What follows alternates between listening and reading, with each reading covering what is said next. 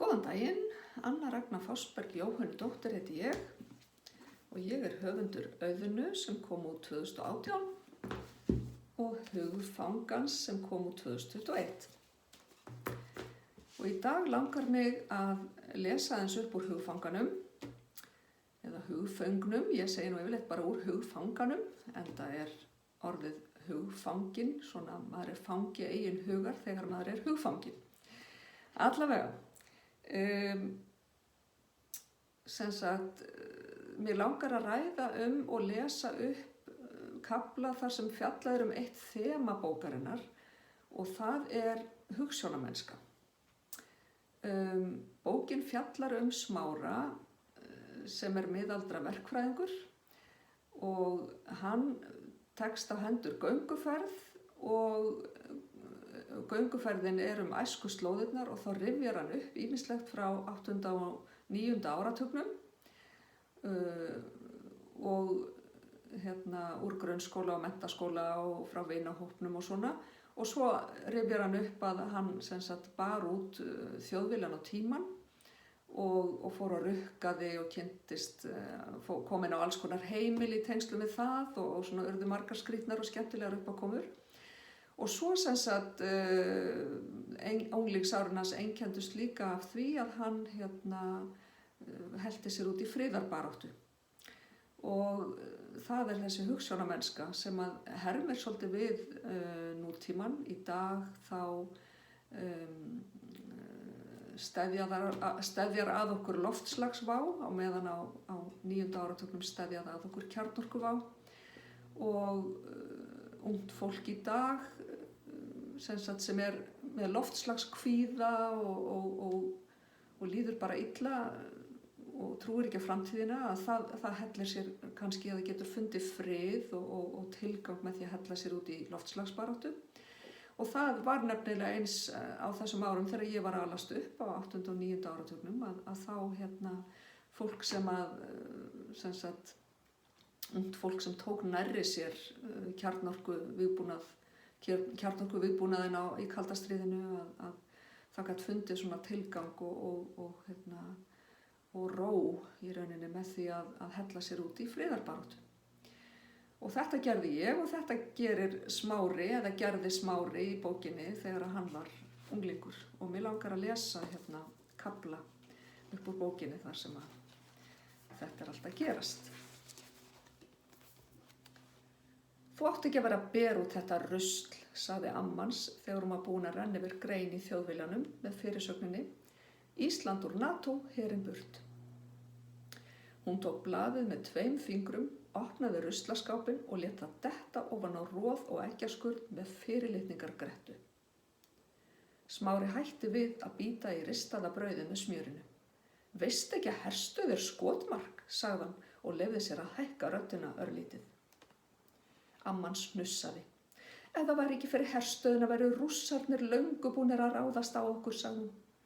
Munnin herpti hún saman til að auka sannfæringu orða sinna en Smára fannst heiðríkjan yfir enni hennar og augum samt sem áður lýsa björtu sakleysi og einfeldningslegri trú á fórnfúsa vernd góðu Amerikanana sem voru ábyggilega allir með blóm í byssuhlaupinu.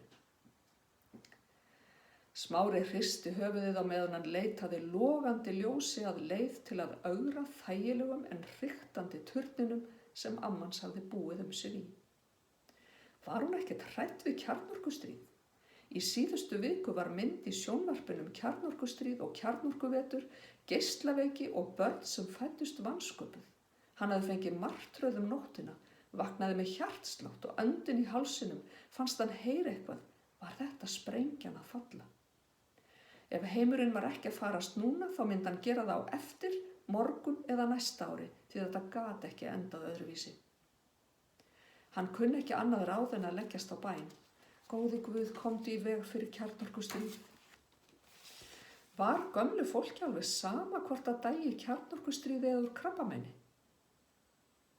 Ég ætli í Keflavíkurgönguna og á baráttufundin á laugardaginn, tilkynnti Smári gramur. Amma greip andan á lofti en hann ýtti diskinum frá sér og stóð á fætur. Þórður bróðir hans, sem hafði setið þögull yfir mokkanum og súrmjólk með púðursigri, rak upp hrossa hlátur. Litli bróðir orðinn kommi, sagði hann sigur sætri röddu. Smári gretti sig framan í hann og fór inn í herbergi sitt, setti spóluna með Bob Dylan í segulbandstækið og stilti hátt. Ég fæ Gogga og Þórgunni með mér, hugsaði hann ákveðinn, en sá strax ómöguleikann.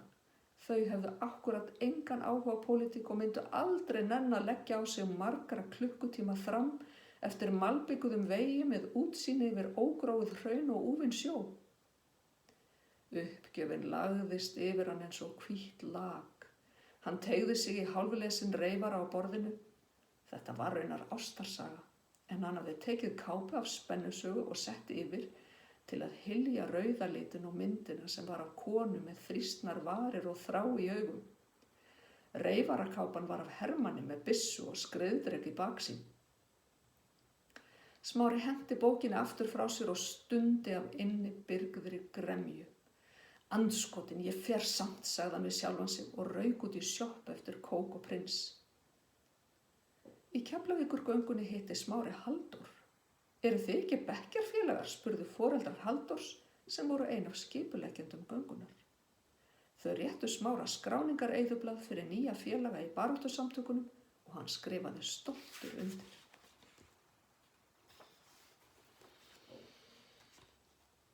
Og ég ætla að lesa hérna meira.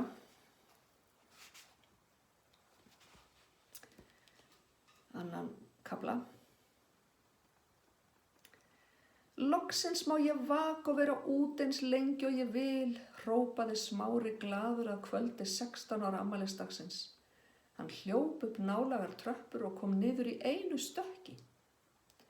Amma hafði auðvitað stungið upp á afmælisboði eins og þegar hann var lítill, en Smári þóttist vera vaxinn upp úr því. Auk þess var Goggi í Danmörku með fjölskyldu sinni og Þórgunnur í útilegu með systkinum svínum, svo þeir Halldór voru bara 2 í bænum. Það eru sumarsólstöður í nótt og sólin skín. Sérðu, liturinn á veggnum alveg eins og á skeggin á þér, sagði Smári stríðnislega og benti á húsvegg sem var brugðinn rauðleitum bjarma þó komið væri langt fram á kvöld. Halldór hnussaði. Hann var ekkert sérlega ánægður þegar hann fór að spretta grön og skeggrótin reyndist vera rauð. Hann hafði alltaf verið ljóshærður. Í tilefni nýfengins frelsis Smára ákváðu þeir að ganga upp að hitaveitutönkunum til að fylgjast með sólinni setjast og rísa aftur. Frelsið meira núna en samt gerði ég alls konar hluti þegar ég var krakki sem ég ger ekki í dag, þannig að ég var að sumu leyti frjálsari þá, sagði Halldór. Eins og hvað? Út í Frakklandi laumuðumst við vinur minn til dæmis inn í nýbyggingu og fórum í Bissó. Hvellirnir urðu miklu hærri út af bergmálinu. Það var alveg eins og við værum í alvöru stríði. Máttir þú eiga leikfangabyssur? Spurði Smári. Já, ég átti margar, svaraði Halldór. En foreldrar þínir eru mestu friðarsinnar landsins, voru þau ekki róttækir námsmenn í París 68? Heldur betur, en þau litu svo á að börn þyrftu að fá útrás fyrir ótta sinn við stríð með því að leika sér í stríðsleikjum og með byssur, svaraði Halldór. Það finnst mér fáránlegt, sagði Smári. Amma tilheyrir afturhaldsamasta hægralið á landinu og samt mátti ég ekki leika mér með byssur. Ekki að ég hafi haft neinn áhuga á því, en Þórður bróðir bjó til byssur úr legói og öllu sem honum datt í hug. Hann gretti sig þegar hann minntist þess að amma var jafn ánægð með lítinn áhuga hans á stríðsleikjum og hún var óánægð með að hann skyldi seinna meir fara í friðargöngu. Hann hristi hausinn þegar hann áttaði sig á mótsögninni. Ég gerði sem betur fer uppreist, sagði hann og hló stuttaralega. Þeir fóru yfir þvergötu og ein lítinn gangstíg milli 2 blokka. Þú hlýtur að vera friðarsinni núna fyrst þú ferð í Keflavíkurgöngur, spurði Smári. Já, hvort ég en það var samt gaman í Bissó þegar maður var lítill.